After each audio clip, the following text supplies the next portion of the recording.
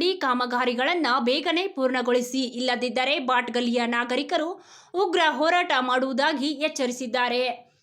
ವೀಕ್ಷಕರೇ, ನಾಗರಿಕರು ನಗರಸಭೆ ಮತ್ತು ಸರ್ಕಾರಕ್ಕೆ ಎಲ್ಲ ರೀತಿಯ ತೆರಿಗೆಗಳನ್ನು ಪ್ರಾಮಾಣಿಕವಾಗಿ ಪಾವತಿಸುತ್ತಾರೆ. ಅದೇ ರೀತಿ ಆಡಳಿತವು ತನ್ನ ಕರ್ತವ್ಯವನ್ನು ಪೂರೈಸುವುದು ಮತ್ತು ಮೂಲಭೂತ ಸೌಲಭ್ಯಗಳನ್ನು ಒದಗಿಸುವುದು ಅಗತ್ಯವಿದ್ದರೂ ಕೂಡ ಆಡಳಿತವು ಕಳೆದ ಹಲವಾರು ವರ್ಷಗಳಿಂದ ಬಾಟ್ಗಲ್ಲಿಯಲ್ಲಿ ರಸ್ತೆಗಳು ಮತ್ತು ಇತರ ಸೌಲಭ್ಯಗಳನ್ನು ಒದಗಿಸುವಲ್ಲಿ ವಿಫಲವಾಗಿದೆ.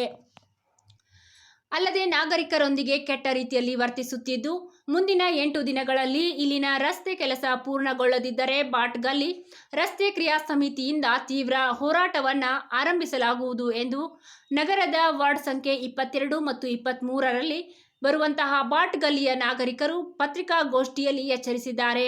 ಈ ಸಮಯದಲ್ಲಿ ಮಹಿಳಾ ನಾಗರಿಕರು ತಮ್ಮ ಪ್ರತಿಕ್ರಿಯೆಯನ್ನು ವ್ಯಕ್ತಪಡಿಸಿ, ಬಾಟ್ಗಲ್ಲಿಯಲ್ಲಿ ಸುಮಾರು 10 ವರ್ಷಗಳಿಂದ ಡಾಂಬರೀಕರಣ ಇಲ್ಲದ ರಸ್ತೆಗಳನ್ನು ಕಂಡಿದ್ದೇವೆ ಎಂದು ತಿಳಿಸಿದ್ದಾರೆ.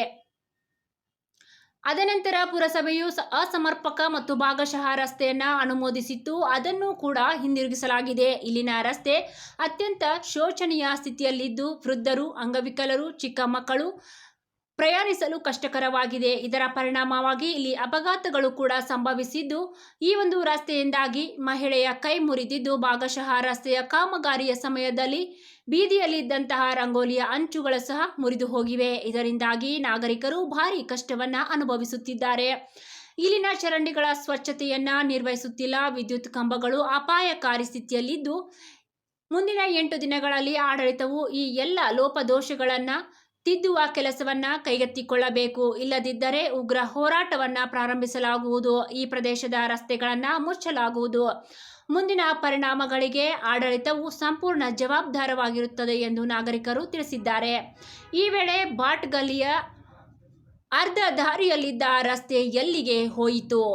ನಾಗರಿಕರು ರಸ್ತೆ ಇಲ್ಲ, ಮತದಾನ ಇಲ್ಲ ಎಂಬಂತಹ ಜೋರು ಘೋಷಣೆಗಳೊಂದಿಗೆ ನಾಗರಿಕರು ಕೂಗಿದರು. ಈ ಸಂದರ್ಭದಲ್ಲಿ ರೇಖಾ ಕಾಡೆ, ವೀಣಾ ಭೋಸ್ಲೆ, ಕಲಾ ಸಾಂಡುಗಡೆ, ಬೇಬಿ ಬಾಗ್ವಾನ್, ಸಿಂಧು ತೋಡ್ಕರ್, ಅಕ್ಕತಾಯಿ ಕಾಂಬ್ಳೆ, ಕಾಂಚನಾ ಪಾಟೀಲ್ ಮತ್ತು ಇತರ ಮಹಿಳೆಯರು ಈ ಪ್ರದೇಶದ ಸಮಸ್ಯೆಗಳನ್ನು ವ್ಯಕ್ತಪಡಿಸಿದರು.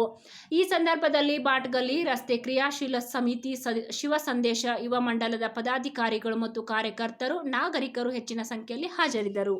ಎಲ್ಲ ಇದಾಗೈತಿ, ಇದೆಲ್ಲ ರೋಡ್ ಎಲ್ಲ ಬಾದಾಗೈತೆ, ಏನು ಹುಡುಗಾಕ್ ಬರಂಗಿಲ್ಲ, ಏನು ಮಾಡ ಇದ್ದದೆಲ್ಲ ಕೆರೆದು ಹೋಗ್ಯಾರ ಅವರೆಲ್ಲ.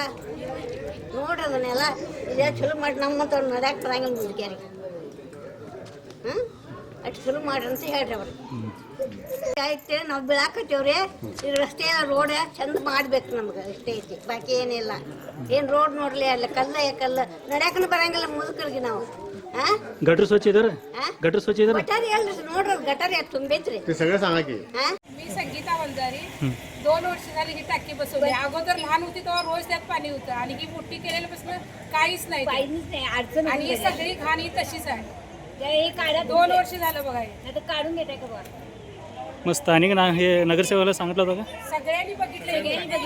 हे बसवलं तेवढं मोठं, बारकं होतं तेव्हा रोज पाणी होतं.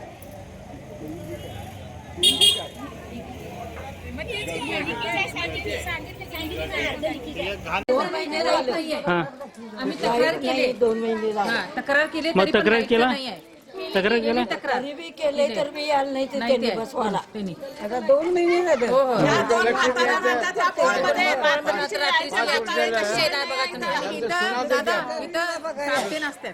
लाईट नाहीये. ते गटार बी बघायला जाणार बघितले त्यांनी.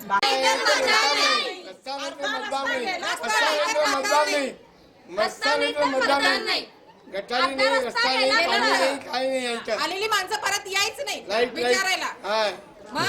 रस्ता व्हायच पाहिजे. रस्ता